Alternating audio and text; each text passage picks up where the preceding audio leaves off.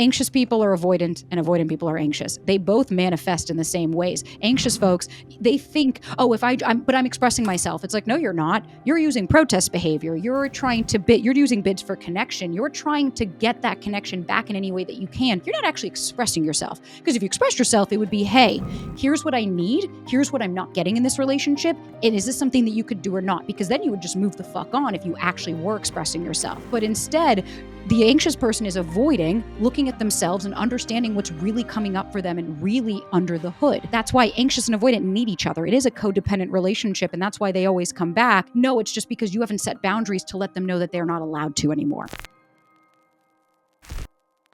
Hello and welcome to another episode of the Mark Groves podcast. Today I'm joined by the badass. I like to introduce you as a badass. I think that's a very relevant statement. She is a dating coach. She's founder of the podcast, the acclaimed podcast, Do the Work. She's also a private coach and she helps people find success in dating and relationships. She is none other than Sabrina Zohar. Welcome. Hi, Mark. Oh my gosh, I'm so excited to have you here.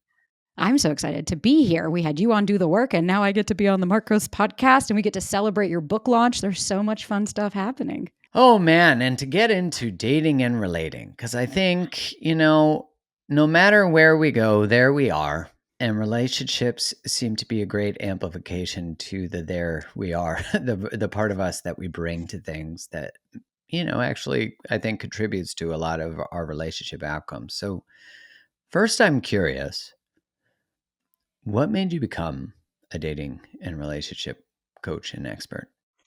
So this was serendipitous, if you will. I have a clothing line called Software. So for me, I always saw okay, entrepreneur, I'm going to be a business owner. And even when I started that, I started that after I almost lost my mom and she had this crazy brain aneurysms. It was a whole thing. And I just realized I was tired of working in fashion. I hated just the grind and making other people money. So I just thought of it all right, I'll be an entrepreneur. Then when I started Software, I was like, okay, I'm a clothing line owner. I just never found really what made sense for me. I went to acting school. I did this. I was kind of all over the place. And so started Software, ate shit for quite a long time, went through COVID, did the whole thing, moved to LA and thought that dating in New York was bad. And when I went to LA, just a whole new level of terrible. And I was alone a lot, quite a bit, a lot more than I actually anticipated to be. Really tried to make friends there. And I just didn't connect to the city. And I felt very lost. But while I was doing all this, I was supposed to be on Shark Tank and I was doing all these podcasts and panels. And I found I enjoyed being in front of people. I enjoyed the performance aspect, but I didn't want to be another character. I really just wanted to be myself. And what I started to realize kind of along the way was there was a lot of just frankly speaking, bullshit out there. It was a lot of clickbait. Mm-hmm. It was a lot of do this to get that or whatever. And I started to just really realize as I was talking about business, how many parallels there were of I'm really anxious in my dating life, but I'm also anxious in my business and in my friendships. I started to connect the dots. Been in therapy for 7 years after a really toxic relationship ended. And it just kind of culminated when I around when my dogs got sick unexpectedly. My friend was like, you know what, dude, you have so much stuff to say about dating. You've understood this. You've been studying humans. You really, really have a lot to say. I think you should start putting this out there. And I had my own limiting beliefs being oh, nobody cares about me. I'm the only one. No one's this anxious. There's something wrong with me. No one's going to care. And I was like, let me see. And I just started posting on TikTok and it just mushroomed into this really beautiful evolution of creating a community where people don't feel as alone. And I think that it's something so powerful, especially when you grew up with a lot of daddy issues and a really, really toxic household that I didn't know where I could turn. I didn't feel comfortable turning to anyone. It was a lot of just be happy. And you're okay, but I don't know how.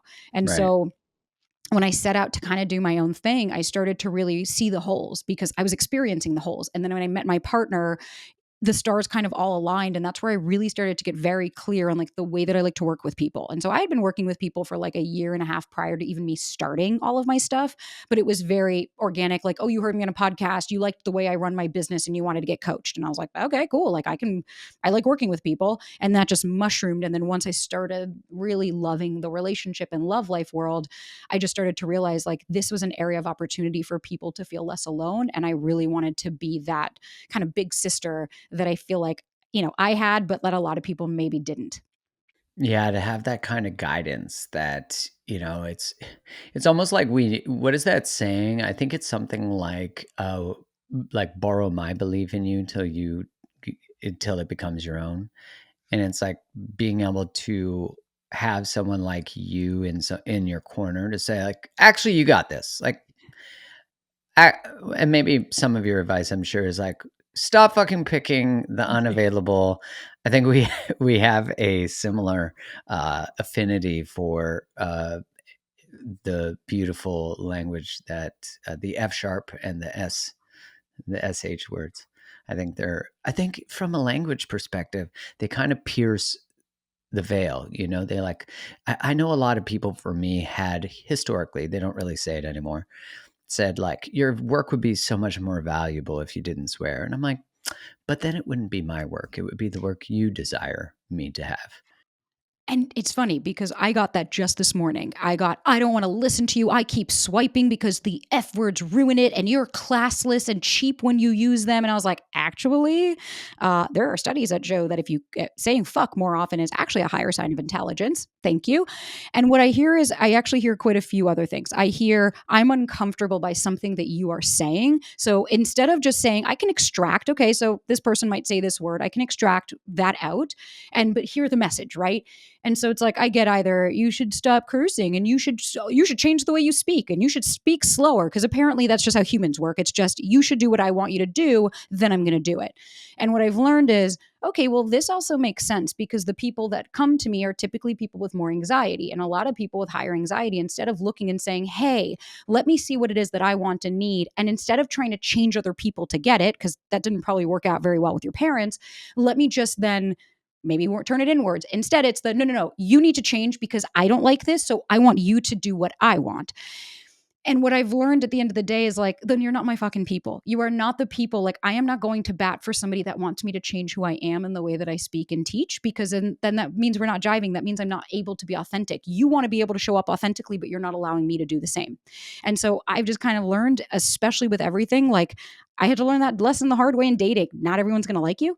And that's totally okay. But that doesn't mean that like I don't still love myself and that I can still show up authentically and just keep walking along with the people that support me on that. And I feel like you probably can relate to that as well, with people constantly wanting you to say something or do something or act in one way. And if you don't stand for something, you truly do fall for everything. Yeah, I've never thought about the correlation to the people who are drawn more to explore that kind of work tend to be more anxious, which you're right. The pattern of anxious attachment is to try to make the environment um, finally accept them, finally change, finally be enough that it will orient around the wound rather than heal the wound. And then your environment, you're allowed to choose what you participate in.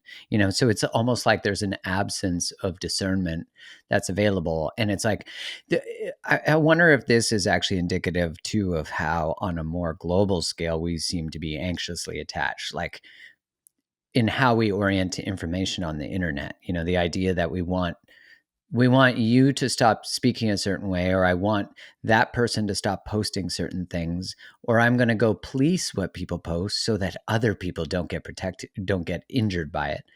To me, I'm like, man, that's just so codependent. It's like you're spending all this time policing the internet. Just stay in your own shit, like clean up your own lane.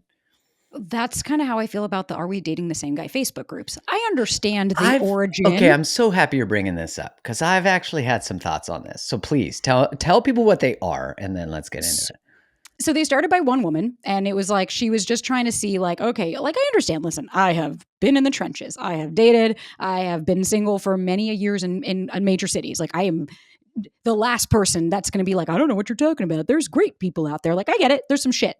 But these Facebook groups were started of like, hey, I'm dating this person to see, like, or am I dating somebody that's married or whatever? And it's like, okay, I get that.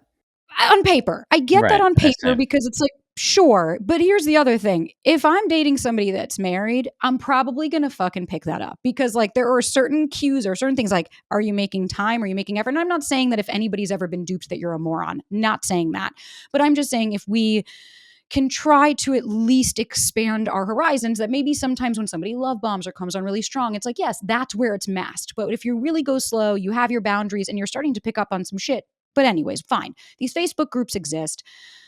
The problem is, it's like, this is why we can't have nice things, because what might start as something being innocent of like, hey, just trying to help other women to like not get hurt, what ends up happening is it's a complete shit show. It's everybody, like people posting photos of these people, posting phone numbers, posting names, like that's just wildly inappropriate.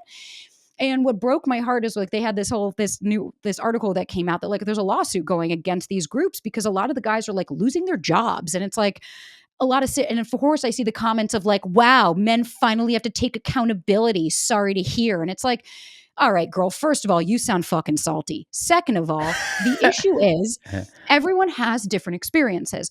I love my partner to the moon and back. The girl before him that dated him, I could only imagine after he was telling me, I said, what happened with you guys? He was like, we were dating for like a month and a half. He was like, she wanted me to text her a bunch. And he's like, it's not my thing. He was like, it's the same thing. Or like a month. He's like, it's the same thing I said to you. It's not a sign of my disinterest. I'm not interested in texting. I'd rather spend time with you or hop on the phone. She went bananas. Like I saw that he showed me, and it was just like his text was just like, hey, like I really like you. This is just, and she sent like 100 more of just like, how dare you, and blah, like going off on him. These are And so my he just wrote, needs. How dare you not honor them? And it's like, ex- we do have a choice, actually. well, you're asking for relationship shit from somebody that you're not in a relationship from. Like I'm sorry, I don't need to make you part of my day-to-day life when I don't even know your middle name or what you're allergic to. Like there is no reason for me to be responsible for your anxiety because you're worried I'm going to leave you. Like heal your shit, work on your stuff, but that's not my responsibility to take care of. Like I'm here, I'm showing you my interest in the ways that align with me. So I could only imagine if she had gone to that Facebook group, what an asshole, this guy did this and this and this. Because at the end of the day, what we're forgetting is two people have experiences that are going to be triggering to each other that might not be triggering to me. So that girl could have Right. had issues, and that's okay. I can honor that. I can hold space. Like you have your stuff, It's you true deal with for you. her. Right. True for her, exactly. And it's true for my partner. Like he had his reality and his understanding of things. But now, when he and I dated, we didn't trigger each other in that way. We were able to communicate and talk and move on. And I was just a better fit for him in that way. And I had more understanding for his boundary that he set. So if I had looked on that Facebook group and seen, oh, this guy's an asshole and he did this, oh, now all of a sudden. And like I've just Now seen this so guy many. can't find a partner because he's now flagged on freaking Bumble, which are we dating the same girl sites? Probably not. No, because that's the one thing. It's such a double standard. And like, listen, I'm all about my girls. Like, don't get me wrong. It's not like I'm sitting here being like, hey, ladies, I'm I'm listening to on team Beyonce guy. right now. I hear Exactly. It's you. like I'm just Taylor trying. Swift. To me, the work that I do and the reason I started doing all this is because I am tired of the coddling. No, I am not here to tell you, hey, you didn't do anything wrong. It's everybody else, and the world is just so mean. It's like maybe actually take some accountability and ownership of your part in this. See your control. What do you have control of, which is yourself, and make the moves according, like an adult, not a regressed 6-year-old. And that's my whole thing with these. It's a lot of I'm going to blame everybody else and put the responsibility onto other people as opposed to, wait a minute, maybe this is a part of me, or maybe, I am doing something. And it's like my friend's husband was on one of those Facebook groups, and that's how she found out. It's like, no, girl, reality was homeboy had 1,000 red flags you just overlooked. And that Facebook group is what you were Uh, attributing to, oh my God, I would never have known. And it's like, you didn't want to see it. That was the issue. And that's okay. I honor her and respect her for where she was, but let's call it what it is and let's stop tell the saying that. truth. Right. Thank you. Let's be honest and be adults about it. And then we can have a conversation so that way we can actually get to the root of the issue as opposed to it's everything else's and not this. Yeah, because I love everything you said because we're just with truth. And to be with truth is to be with love, which to be with love doesn't mean to be with comfort, right? Those are all, we conflate love with ease. It's not ease, and so when we can cut straight to the truth of a behavior, then we can actually get to the root of the pattern, which if we look on a deeper level, why, let's speak in that heteronormative setup, why a woman might miss red flags is because they've had to actually disconnect from their intuition and their guidance and their voice in order to survive. They've been gaslit through relational structures. So we can be with the grief of that and the truth of that, but also say, hey, like if we're going to call down the power exploitation of men, we have to call women up into power. So I think that's a really interesting conversation that actually speaks to the complexities of let's say the circumstances that you're talking about in Are We Dating the Same Guy? One thing I see potentially happening there is actually this form of trauma bonding and obsessing over the lack of trustworthiness of someone. Like I have friends who are part of those groups and they're almost like obsessed with the drama of them and like, see, men lie. And I'm like, yes, men lie, women lie, people lie.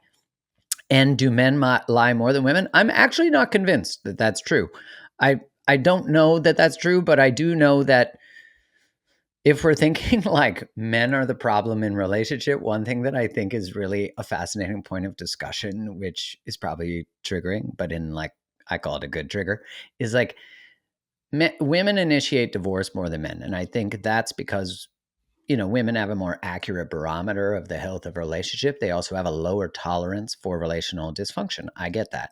That's not a problem. But when two women marry each other, lesbians actually have a higher divorce rate. So I'm like, that's really interesting because if you get rid of men, you'd think you'd now have like lifelong monogamy dreams, but you don't. And maybe that's actually because now you have two people who are hypersensitive to relational dysfunction challenges, etc. So I actually think it's really interesting when we start to look at this. Like we look at that neuroscientist who shall not be named, who's dating 6 women, and we go, okay, he for sure exploited power. Let's assume that what is being said is true. I don't know, and I don't want to make assumptions, but let's just talk about the dynamic. That Right. is that's a tale as old as time.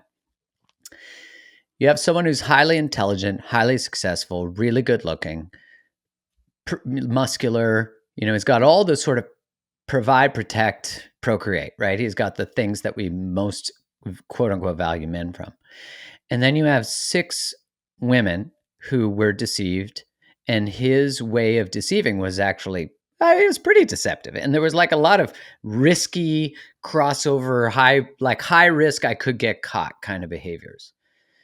I was thinking like, man, it'd be really brilliant to look at the neurological way that we separate from empathy and the impact of our choices on other people. I think that would be really brilliant of him to explore. What you'd probably find is some element of narcissism.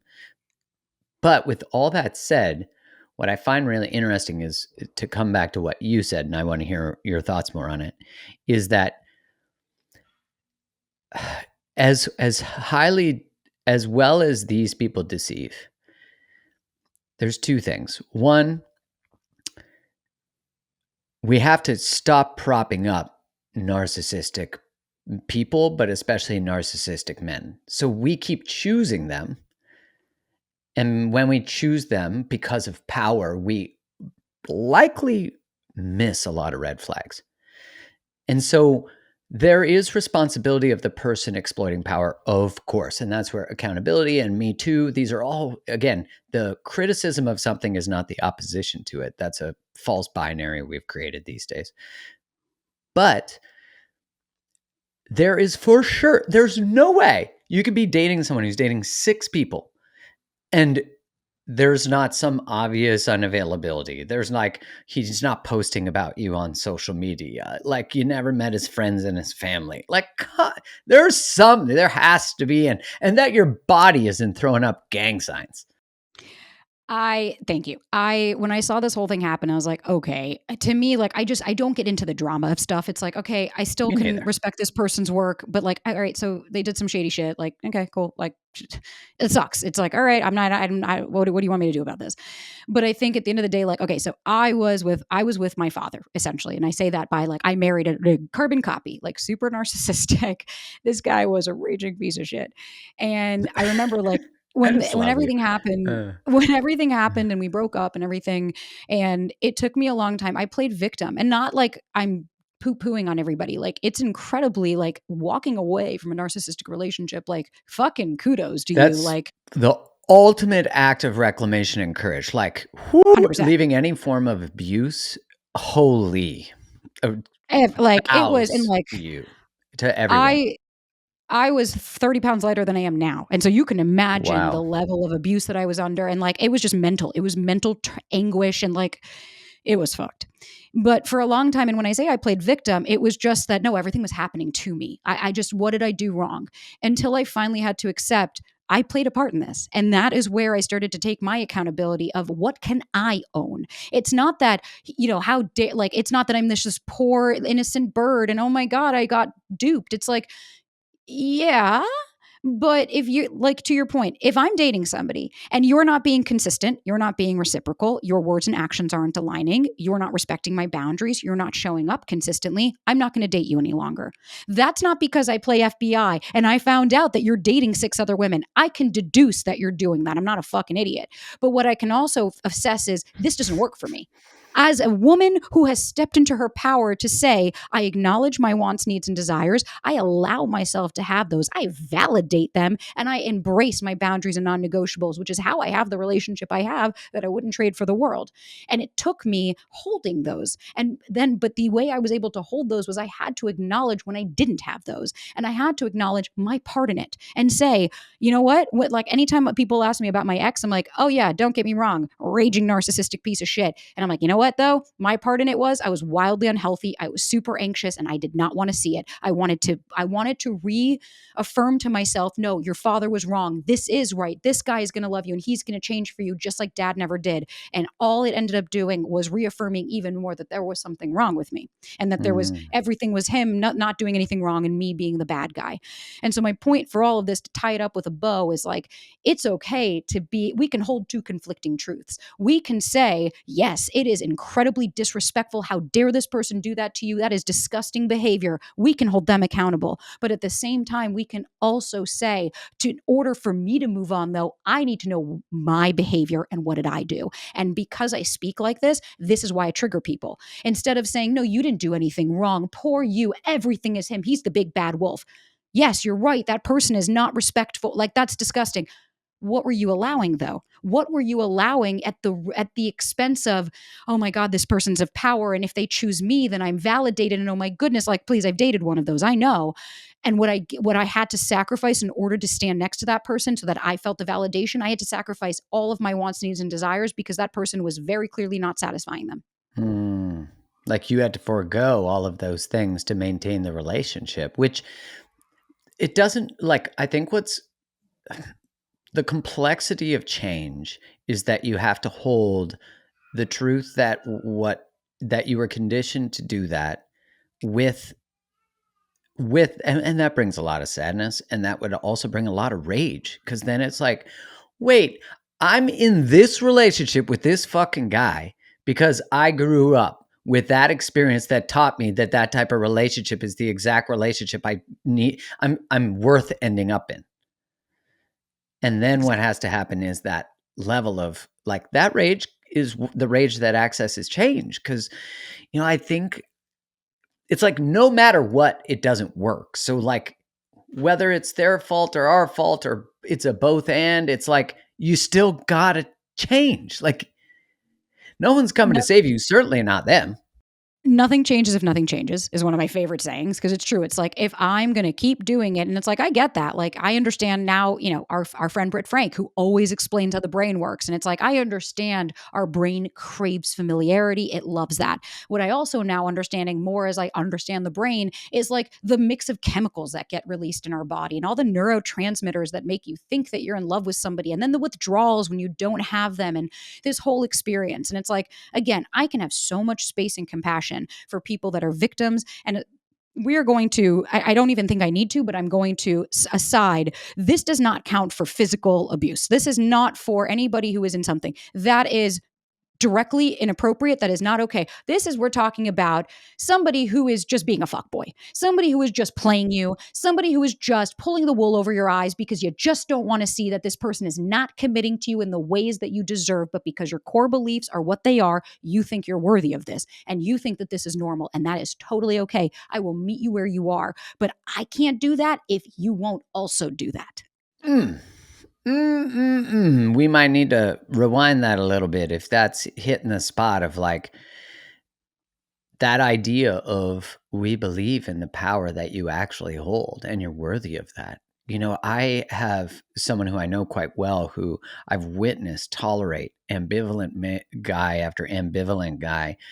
And when we had a conversation about it, she was asking me my advice. And I said, look, at the end of the day, his ambivalence is your ambivalence. Like, his inability to choose you is actually just a projection and it's real, but it's a projection of your own ambivalence, of your own inability to choose yourself. He's just the evidence. And what a gift he is. It's like hard to see that as a gift, of course. But I always think, like, man, if the thing that gets brought up through your dating circumstances is actually what is inviting you back into that form of deep respect for yourself and your value, which might be like the first time in generations that that's made its way into your matrilineal or patrilineal line. Because, there's for sure a lot of guys listening who are like, that's my pattern. Like, I date fuck girls. I don't even know if that's a term. It gotta be. I don't. We're gonna make it one. We probably called them hoes. I don't know. I'm not sure what the right term is. And listen, we're not. What is it? Slut shaming? There's no slut shaming here. No, You're allowed. You please. go bang all you want. Just make sure you bang sober. Use protection, and make sure you're banging in alignment. If you can't do it sober, don't do it. Couldn't agree more. Right? Like, then you already know that you have to numb your body to put it in places. That ain't a good sign. You're bypassing your experience. And I say that with experience of doing that to myself. I was like, as a first-hander over here, I'm like, I approve this message. Yeah, like, I now look back as someone who doesn't drink anymore, and I'm like, wow, it's amazing how even culturally because of our avoidance of even the conversation about sex, we've made it so people don't even want to be sober in their intimate experiences. They're afraid to be fully in their bodies, which, man, it's like when you think about the questions that you get in dating, what is the most common struggle that you see in people? So the most common thing, two things. One, the fucking texting. Jesus Christ. The hyperfixation and obsession of, but he hasn't texted me and we only talk every other day. And it's like, oh my, I can feel okay, so here's one thing for anybody that listens to me. You know what I've said this and I'm going to say it again. If you don't think that people can pick up on your anxiety, you are gravely mistaken. I know that when I walk in a fucking room, people can pick up on it. Like, it's not a shock. You can feel the way I speak, the way I answer, the way I do things, what's driving me. And so that's one thing. But I think the one thing I see more often, it may not be a specific question, but it is a specific question. It leads to something bigger. What I see probably more often than not is like all of these terrible things. Like, this person's just doing this and this. And it's like as you're reading on, you're just like, how much? Oh, it gets from bad to worse. And then at the end, it's the number one question I get. What do I do? And all I always think is, I'm like, okay, so what do I get from that is, I understand when I was a 5-year-old child and my father was acting up and hitting us or screaming or doing his bullshit, like, that was my life, was just constant turmoil. You never knew. So that's where my hypervigilance came from. I always walked on eggshells. That's how I learned to be a people pleaser and just scream louder, right? That's the only way dad will hear you, is just yell in the house, because my brother had really high functioning ADHD and my sister just turned inwards and became super avoidant. Like, that's just how it manifested between all three of us. So I know when you're a kid, you don't know what to do, right? You have no choices. You are not allowed to leave. But the reality is, you're a grown ass adult. You have credit cards, you have a car key, you have everything. But we still regress back to being that little kid again of, I don't have a choice. And that is where that's what my favorite thing to do is, like, the reason I'm so hard and the reason I'm so straight to the point and kind of guttural and go right for the jugular is because you do have a choice. You do get to make decisions now. You get to control yourself. I don't need to tell you what to do. Your parents don't need to tell you what to do. Nobody needs to tell you what to do besides your gut and your core. Now, I understand not everybody knows how to read between that. And that's where therapy and coaching, and that's how we start to help you learn how to listen to yourself. But more often than not, that immediate first, second response, the response that you ignore, this person's not good for me, and we stuff it down. No, that's not an option. I need to find every other option before I acknowledge and admit that gut reaction. That's the one that we need to listen to. Because every time I get the what do I do, it either leads me to say, sit with yourself and ask yourself what you need, or communicate with this person. And I think that's, you said it earlier, we're so bred into this, if it's not easy, it's not, then it's not love. If it's not easy, and I'm like, I'm sorry, what's easy? Starting a business isn't easy. Running a business isn't easy. Being in a relationship isn't easy. It flows. It goes, it ebbs and it flows. And I see progress and I fucking ride that wave because my consistency and the dedication I have to the relationship or to my business is what feels easy to me. That's an easy decision. And not always. But I think we've gotten so into I don't want to be inconvenienced. I only want to feel good. And the reality is we can't acknowledge and accept the good unless we also acknowledge and accept the bad. Because Mm. if we're always peaking, then you're always reaching for a new level and chasing a new feeling and a new high and a new high, as opposed to understanding that part of dating, part of life, and part of this journey is you're going to have dips and then you're going to come back, and you're going to have dips and you're going to come back. Regulating your nervous system and doing the work that we're doing isn't so that you never feel that. It's so that you can handle that journey and you know the tools that you need to pull out at every part. Hmm. Man, that level of let's cut right through all the bullshit. We need that because we, as humans with a psyche that we have, I see this on both sides. Like if someone is more avoidant or distances in relationship or afraid of connection, what happens is they have all the strategies to rationalize why closeness doesn't make sense or why that person's not a good fit, etc. And then someone who is more prone to avoid or to anxiety tends to internalize the thought, like, what's wrong with me that like, I'll just try harder. Yeah. I'll just try harder. But when we can actually say, like, can you get with the truth of, like, actually, on average, I tend to run from people who can love me. Or on average, I tend to run towards people who aren't good for me. I'm curious, when you have a quote that I really like. I mean, you have many, but one of them is, if they're not making time for you, it's a clear indication of where you stand in their priorities. Don't make excuses for their lack of effort. I have often thought about this, that we make excuses for people who don't make them for themselves. They're not even taking the time to do it. Effort equals interest was the first thing that I had on my profile. Like, that was because to me, there is nobody busier than someone that's not interested. And that's not a like sweeping That's generalization. great. That There's no is one busier than someone who's not interested. That's what it is. Like, I mean, Mark, you and I know we are both incredibly fucking busy humans. But when it's a priority to me, I'm going to find the time in my day. It's not, even celebrities. Like, we have some, not we all, but you and I have celebrity clients, and it's like, I could talk to them at any time of the day. It's not that, oh no, this person's just so swamped, so busy. It's like, I learned that in LA. We'll see. I'll let you know. It's all the excuses that we build because instead of acknowledging and having to hold the other person accountable, because that would mean security. That would mean me saying, well, I know it's not me. What did I do? That must be on them. That instead it gets internalized as what's wrong with me and I did something wrong. Let me hypervigilate, blah, blah, blah, blah. The one thing that blew my mind when I finally started to understand this and really learn it was anxious people are avoidant and avoidant people are anxious. They both manifest in the same ways. Anxious folks, they think, oh, but I'm expressing myself. It's like, no, you're not. You're using protest behavior. You're trying to you're using bids for connection. You're trying to get that connection back in any way that you can. You're not actually expressing yourself. Because if you express yourself, it would be, hey, here's what I need. Here's what I'm not getting in this relationship. And is this something that you could do or not? Because then you would just move the fuck on if you actually were expressing yourself. But instead, the anxious person is avoiding looking at themselves and understanding what's really coming up for them and really under the hood. And so that's why anxious and avoidant need each other. It is a codependent relationship, and that's why they always come back. No, it's just because you haven't set boundaries to let them know that they're not allowed to anymore.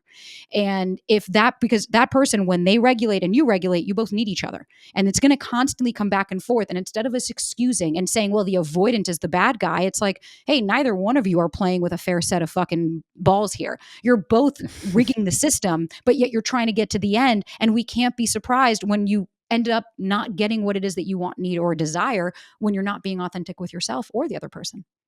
Well, and so much of the anxious side, which is more of the conversation on the internet, of course, because it makes sense that the anxious person more pursues information, wants to learn how to fix, change, etc. It makes sense that they're more of the information seeker, but it also makes sense that then by design, the avoidant is seen as the bad person. And often avoidants are also coded as narcissists, even though like the actual percentage of the population that is truly narcissistic is not a very high percent, although I would imagine it's growing at a tremendous rate with Instagram, with social media. So Dr. Amani had told me that it's estimated to be 15%, but it's very difficult to give an actual number because they don't go to therapy. So it's hard to Yeah, really they're know. not But she was like, interested in therapy. exactly. She was like, but they're saying about 15% of the population is actually narcissistic. So yes, 1 in 7, I believe it was, you do know somebody who is, but you don't know as many people as you think you do that are. Yeah, that's really interesting because I think of, at the core of narcissism being a fractured attachment with a parent, Yeah. especially a mother. But there's like the, and that's not any mother's fault. That's just the way evolution is that we have a primary attachment with our mother. And when I think about all of the confounding factors, like you have parents looking at their phone instead of their kids' eyes. You have parents, caught in the conflict with one another and wanting to one up one another or influence or manipulate or using children to do that. And then you have children finding porn online and finding all these, they're not protected from the internet. And I saw Jonathan Haidt had this quote from his recent book, The Anxious Generation, where he said, "We overprotect children in the world and we underprotect them online." Yeah. And I was like, yep. And so we develop Snapchats and Instagrams and TikToks, but they're really about maybe you post something that's somewhat provocative. As a girl, social media is especially toxic, and that's because women and girls tend to use social punishment when someone steps out of line. So boys don't tend to use community as punishment, but girls do. And so Jonathan Haidt was talking about how if you were to develop the perfect weapon for a girl, it's social media. And I was like, wow. And you think, so if you post a picture that, maybe exposes some skin or something, and then all of a sudden you get more likes and then you get more engagement. So you're starting to be positively rewarded, but deep inside you might be hurting or being like, you don't see the real me. And it makes sense that it would start to build this sense of self that's actually based on the external. And there's so many layers. It's not anyone's fault. That's so many layers to this because no kid can actually start differentiating what's going on. First of all, I think that there was I think a new law was just passed in Florida, but like I don't believe kids should be on social media. Like I that don't is either. no place for a child's brain. Like I remember there was one, it was a funny meme I saw that's so true. It was like, you guys are worried about the Sephora generation of kids, and it was like nobody was watching us when we were saying ASL online in a chat room when I was 10. And it's We were like just talking about that I too. I remember talking to like a lot of creeps. Like I remember being a kid and being in those chat groups and like, you don't know, I watch those shows all the time of like the predators, like these different spin-offs of To Catch a Predator. And we just have to remember, like, there is a big bad world. First of all, our nervous system wasn't designed for this. So the world is just really scary to our nervous system in general because we were never designed to have this much information at the tip of our fingers, let alone technologically with 10 different things surrounding us. But I just I just wish that more people would really look at, like, if you look at the way that if you look at your life right now and you say, okay, this is what I want. This is what I desire. I want this type of relationship and I want these types of friendships and I want these types of things. Okay, cool. Then I want you to make a list of what the fuck you actually have. Because then in that space there, we need to see what the disconnect is. And it's Mhm. not about blaming or shaming yourself. It's not about I'm such a this and I'm such a that. It's like, listen, shame is just another protective mechanism. And it's really about understanding, like, well, what's my part in it? And it's funny because the anxious folk, yes, they are more prone to like getting help and doing that, but they're also more prone to the intellectualization of all of this information, which is a protective mechanism. Because if you just intellectualize it, you avoid having to do the one and the most important and hardest aspect of the healing journey, and that is feel. Because if you're not actually feeling in your body what's going on, making space for these feelings, you're not going to grow resistance. It's like I can't do an ice bath if I'm terrified of getting in, then I'm never going to actually be able to sustain and make 50 seconds, 60 seconds, 70 and keep going. And so I just wish that we could like remove all of the gook around this and really just get down to the core of it and strip away all the shame, the blame, and all of this, and really just look at and the intellectualization and really just look at like what is my part in it, what am I allowing, and where is the disconnect? Because I really think we could get to a lot deeper of a place if we started to do shit like that. Oh man, if we started to live with the dissonance of the difference between what we want and what we're doing. It would be incredible because like I remember for so long I was just like I want this relationship and I want this kind of guy and I want this kind of guy. I was not ready for that kind of guy. I didn't have the Yeah. bandwidth for that type of person. So that is why I dated those people, that whole emotional and available thing. It's like, yeah, because I was also being emotionally unavailable. I was not asking the questions. I wanted someone honest and direct and all of these things. Okay, that was my list. But then I would get the fuck boys that would just use me, that would sleep with me and never call me again. Okay, where was the disconnect? I didn't have boundaries. I wasn't clear about what it is that I wanted. I wasn't allowing people to love me because my core beliefs were so low that anybody that tried to give me love, I thought, ugh, you're boring. You're too easy. I don't want this. And so then challenging that belief. And then when I really, the year my dog died and all of that crazy shit happened before I met my partner, that was really the year where I changed the way I dated because I was no longer scared of losing other people. What was I losing? Who was I losing? What, you don't want to be with me? Fine. And if I'm me opening my mouth sends you running, fucking let me make sure I open the door for you then. Right, But right. when I started getting very clear on what it is that I wanted versus what I was actually seeing in my life. And then I took ownership of how I was showing up. I wasn't blaming, I wasn't doing any of that. The reality was when I dated, yeah, I still met narcissists. I still met guys that were, playing me and all those things. I didn't allow it though. It's Yeah. not that I was never going to meet them. I was just so clear and I was so accepting of who I was, good and bad, by saying, yeah, this is me. And if you don't like who I authentically am, I don't want to live in a house where I'm walking on eggshells and pretending because that was a non negotiable for me. I grew up with that. I had a family with that. I was the person I want to go to bed to is the person I want to wake up to every day. Of course, you have moods that were human, but the consistency was number one. But I needed to be consistent about holding my boundaries and how I showed up if I wanted somebody else to do the same. Amen. I know when I was before I met Kylie, and I was starting to do this work much before I met her, but one of the things that I did was I would write down like what did I desire in a partner? And then I would write down was I those things? Like really do an audit on it. And then it was like how could I embody each one of those things? Like what would that actually look like? Well, that was a call to integrity because through my work, I'm not sure if this is true for you, but through speaking about the things that I speak about, I recognized that if I was speaking about it, I had to change. Like I had to be it.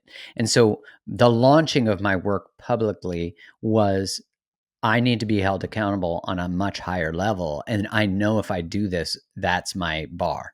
And I remember when I was looking at that, I had taken, the book Think and Grow Rich by Napoleon Hill, I think it's by. It's a very boring book, but it's bright. There's a lot of brilliance to it. I think it's the most sold personal growth book ever. Oh, wow. It's got some crazy stat like that. But it has this process where you write out what you desire, but then what you're willing to give. So you write out what do you desire, then you write out what are you willing to do in exchange for that. And this idea that nothing's free, and then it has what date do you want to create that, and then you read it before you go to bed and when you wake up in the morning so that you're preparing your psyche at night, and it's the first thing you read in the morning because it's your commitment to what you want to create and see in the world. And I did that, but I did it relationally. And I did Mhm. it with like, I'm ready to find someone to create, I think it was something like relationship empire. I can't remember. But, and what I'm willing to do in exchange for that is to step into total alignment and Yeah. integrity with the things I desire. And I'm going to meet this person by, and I met Kylie in a month. And ironically, she actually wrote a list of what she wanted, and I contacted her the next day. So she's a faster manifester than me. Oh, shit. But I was But like, I'm older than you. So actually, when I was a kid, I made your parents bang and create you. So I'm actually a much more powerful manifester. She's like, nice try. Like, Yeah, well, she's like, no. It's funny for a lot. I didn't understand manifestation for a long time until I now have my partner and I understand it. But like, it's more about like I just got very clear on like what I wanted and like granular. Not he had to be this height and this eye color. It's like no, no, no. That's just stop, cut that shit. But what I really started to focus on was how do I want to feel when I'm with this person? How are they going to show up for me? So what does that look like for me? Does that mean acts of service? Does that mean that this person is going to make me coffee in the morning or show up with a tea in the afternoon? You know what I mean? Like, what did that look like for me?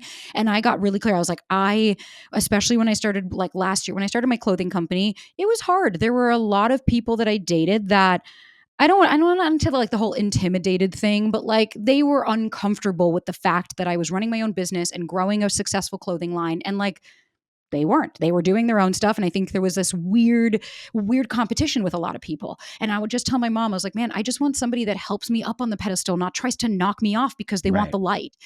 And I remember when I met my partner and we were going through all this, and I remember like I would always say, I was like, man, I'm so busy. I just wish somebody would like make me food or do something, without me having to ask.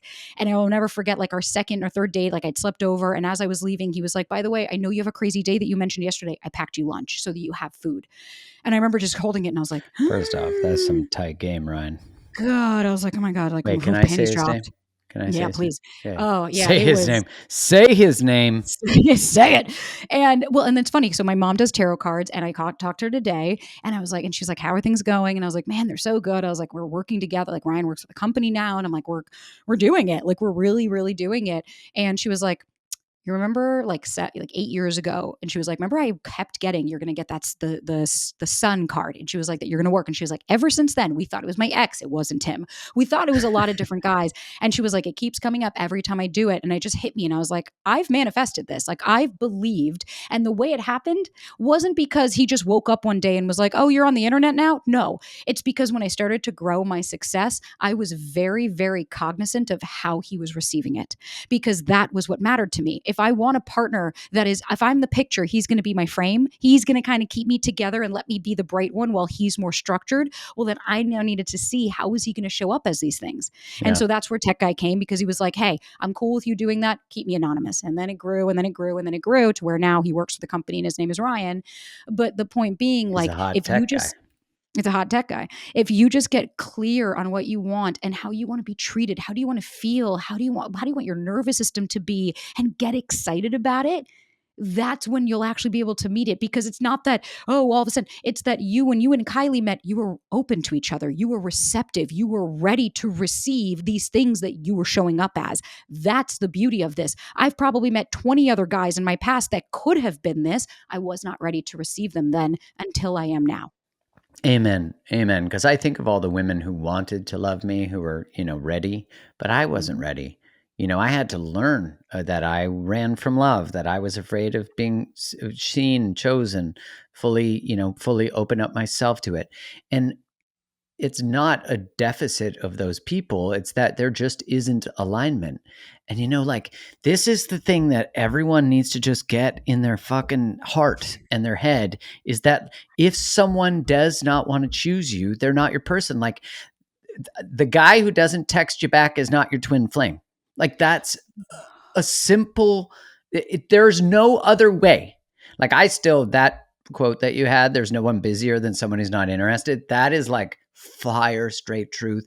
Get it tattooed in your soul, people. Like, for us too, when we're presenting as busy, instead of just telling someone we're not interested, when we're ghosting people because we don't know how to process rejection, so we don't want to be with someone else's experience of pain because we never processed our own. It's like, show up as a good human. Start to treat people with respect, with grace, with truth.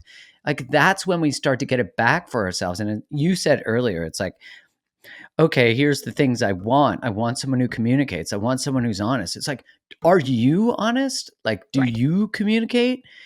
And it's what you were talking about, is like, when we start to step into that level of integrity with ourselves, then we're not entertaining someone who's out of integrity. Like, it just, like you said, you're still going to meet narcissists, fuckboys, blah, blah, blah, unavailable women, whatever your thing is. Well, not your thing, but whatever the thing you're noticing. And I then see that not as evidence that my quote unquote manifestation isn't working. It's that you're being tested. Like, can you stay centered in yourself as you're being challenged with the perfect coconut oiled fuckboy? Like the guy who's like, he's emotionally, he speaks all the right language, he's fresh out of a divorce or a relationship, he's just hurting, so he's not ready right now. He's not ready. It's binary. He's not ready.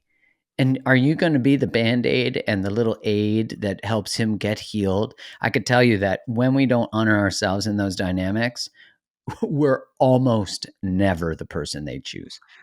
1,000%. And you know what? On that point, I learned this lesson the fucking hard way. I've Right learned these ones the hard way too.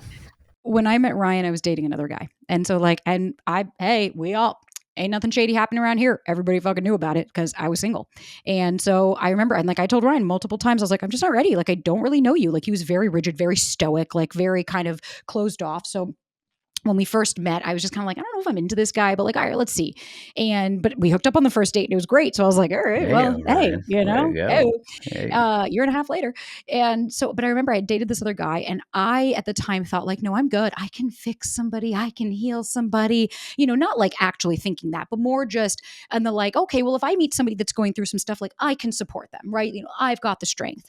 And the guy that I was dating, fantastic guy. I mean, I was going to end it with Ryan for this guy. I was pretty cuckoo over him. And it was like a short stint. And what ended up happening was the dude ended up having some very serious mental health issues and some very, very serious, like dark fucking thoughts. And I remember he ended it. And I was like, no, mom, I can help him. And my mom stopped me and she was like, this is above your pay grade, Sabrina. No. Your mom. And love Helen so much. And she was right. Because you know why? I needed so much help. I needed the support. I was struggling with my own stuff. And so was my partner, but he was so solid for me in a way. He didn't fix me. He didn't heal me. He supported me so that I could do what I needed to do. And the reality was the other guy was not able to do that because we were both so wounded that I wouldn't have been able to show up for him and he wouldn't have been able to show up for me. And so I am so grateful to this guy, and I still like, hey, how you doing? Hope it was well, good, blah blah blah, like nice little check-ins once every fucking year. But I have never been more grateful that the person that told me they weren't ready was not the person that I ended up with, because Yeah. I did not need a partner. I did not need a project. I wanted a partner. And I wanted Mm. somebody that was going to be able to show up for me in the way that I show up for them. And that meant me having to be really honest of, hey, I can't take on all of this. That's too much for me. So why don't you go on and do your thing if this is just not meant to be? And it worked out because when you close one door and you're staring at the door that's closed, you don't look around you to see all the windows and doors that are opening. Mm. Mm. Yeah, we don't think about the idea that a choice isn't just a choice. Like, we don't think about the fact that, when you're saying yes to a relationship that's not aligned, which a lot of people, but especially the people who come towards my work or your work, they tend to be people who are more anxious. So, anxious people are more likely to match what someone else wants in order to get the person. So, they compromise their own desires, as you were saying earlier, your own needs, your own wants, because you maybe never oriented or dated from a place of your own needs and wants. And so it's like, oh, I'll just match what you want because I don't even know what I want because I've spent my life matching what everyone else wants. I don't know how to stand in the desires I have. But we think that that's not a big deal. But it is a massive deal, because if you're spending Thursday night with someone who's not aligned, you're missing out meeting someone on that Thursday night through your own alignment. You actually put yourself on a different time path, on a different part of the why in the road of life. And it doesn't mean that if you choose it this Thursday, you can't choose it next Thursday. I do believe in the serendipitous nature of that.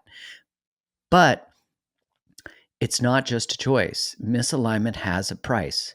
And the price isn't just the pain of the recognition of your own violation of your own boundaries and needs and wants and morality, but it's that you are actually choosing a different timeline. And I think the universe either kicks your ass so hard that you fly back across the universe to the right timeline. So someone leaves you, or someone cheats on you, or someone, whatever happens, you experience an illness, God forbid that happens. You experience something with your body, something with nutrition, something health wise, something business wise. And it's saying, like, get on track. You're not listening. If you're not going to listen, I'm going to drive a cosmic dump truck into your head. And I think we need that till we learn that we can actually choose the more gentle way. You know what I mean? At the end of the day, time is the one resource we're not getting back. And the more that we spend, like I'm getting emotional even thinking about it as you were talking, because there's one, like the biggest, I like to try not to avoid regrets, right? But I was in a misalignment right before I met Ryan with a guy that was wildly avoidant, and I could suspect it, but he was very to my credit, he was very convincing that this was going somewhere, and like really like wanted to meet my family, like was all in, and I was like, okay, like Barry, you're like you keep showing up, You're but like he saying all wasn't the being right as things. Yeah. wasn't being, and this was like 2-3 weeks, like this was not like it was 6 years, so I'm still trying to understand him and learn him. And at the time my dog Clem, my sister was like, oh, why don't you come and see my, your nephew, and drive down from LA to San Diego. And I was like, oh, why don't I bring this guy? And she's like, yeah, I mean, we haven't met anybody you've brought home in a long time. And I was like, okay, well, I have to leave Clem. And Clemmy at that time, I had just taken him to the vet, everything seemed to be okay, and I was like, I don't know, he's just being a little lethargic, and so I had to leave him with a friend. And when I got back that weekend, he ended up passing away like a week later because they found kidney failure, and they found like that was it. And that whole weekend he spent on the couch just not eating and sad. And then when I got home, I just noticed, I was like, something's off. And the reason I bring this up is because by staying in that misalignment, I literally missed out on the last moments of my best friend's life. I Mm. literally missed out on my ride or die, the love of my life of 10 years, my true soulmate, I think, on this planet. I missed out on the last time that I could spend with him before I had to watch him die in front of me. And so the price is so high for people to spend out of alignment, because you're missing out on friends and family, and most importantly, time with yourself. That one day, and I'll never forget, my mom pulled me aside and she said, but babe, just because you're alone now doesn't mean that you will be forever. Enjoy these moments now because you may never get them. And she's right, because now I'd give anything to have just alone time to watch trash TV and not be judged by my partner because I'm watching 90 Day Fiance again. I mean, that is And a I'm not. relevant judgment. I just want Right, I get yeah. that. I understand. It is true. But I just want people to really understand, when you stay out of alignment, the price can sometimes be literally life. And it's not Mm. worth it, because you're not going to get this time back. And just because this Valentine's Day you're alone doesn't mean next you will be. So enjoy the fucking moments while you have them, because none of us are guaranteed to have this. We're not guaranteed an hour from now, let alone a day, a week, a year from now. Mm. And if you're going to live your life, you might as well live it in integrity and in alignment. I'd rather be alone than in bad company. And so I'd rather be alone and be with myself and be like, but I love me, than be with somebody and feel even more alone in their presence because I can't be me. And to think of the value of friendships and community that honor that level of dedication and loyalty to self. Like I was saying to a friend of mine, that friend I was speaking about who was tolerating ambivalence, I said, in our friendship, do you feel like I'm unavailable in any way? She was like, no. And I was like, do you feel like I want what's best for you? Yeah, 100%. Do you feel like I support you stepping into your fullest power and your fullest alignment? She was like, yeah. And I was like, that's the fucking baseline. Like, I'm your friend. Your partner needs to be like, what's up? I choose you. Like, you are a goddess, which doesn't mean that they're going to not dislike some things about you because you're a human, but like that they're like, when I look at Kylie, in no way do I want her not fully self expressed. Right. Like, I want her to be able to be messy. I want her to be able to stumble to figure out how to communicate things, although she's pretty good at that. But it's like, I there's nothing I want more than my partner fully alive. And you were talking about you and Ryan, and like him seeing what you're bringing into the world and being like, I got you. Like, how do I support this? And I remember I dated this woman once whose previous partner, she wanted to be an actress. And I said to her, well, what the fuck are you not acting? Like, she had already done it, but she had quit. And I was like, "Why are you not doing that?" She's like, "Well, my ex told me that, like, what am I doing it? I might move away. It's not fair to the relationship." And I was like, "What?" And I started to think about how we dim other people's light because we're afraid of their light. We're afraid that they'll be seen for the beautiful, spectacular human that they are. And because maybe we haven't processed someone abandoning us or leaving us, we want to control and dim that instead of actually be one of the reasons that they're brought alive. And I think about, although that relationship did not work, she's now an actress, but although that relationship did not work, I learned so deeply that I had been in previous relationship dynamics where my fear had made it so I wasn't the number one fan of my partner.